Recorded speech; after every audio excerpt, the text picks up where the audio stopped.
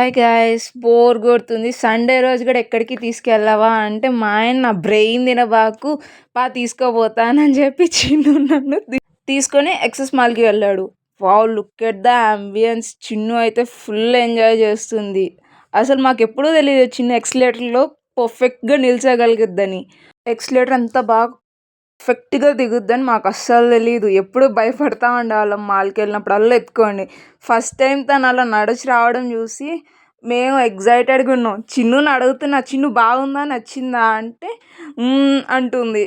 యాక్చువల్గా తెలిసిందే కదా పిల్లల గురించి, అల్లరి అంటేనే పిల్లలు, పిల్లలు అంటేనే అల్లరి. ఇప్పుడు కూడా నేను వాయిస్ ఓవర్ ఇస్తుంటే అల్లరి చేస్తుంది నా పక్కన నిల్చొని. కొంచెం దూరం నడవంగానే మా ఆయనకి అలసట వచ్చేసింది. చిన్ను అయితే రచ్చ చేస్తుంది. ఏం అప్పుడే కూర్చున్నారు, ఇంకొంచెం తిరుగుదాము.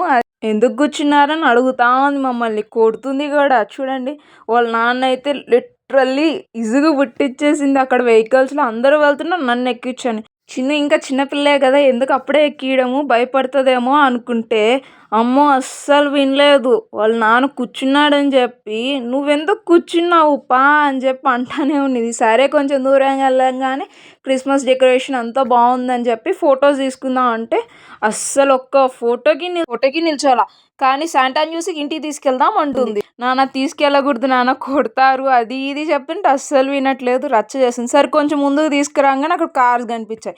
ఇంకా కూర్చోవాలని రచ్చ మొదలుపెట్టింది. అరే కూర్చోబెట్టి ఫొటోస్ తీసుకుందాము అంటే వెనక్కి తిరుగుద్ది.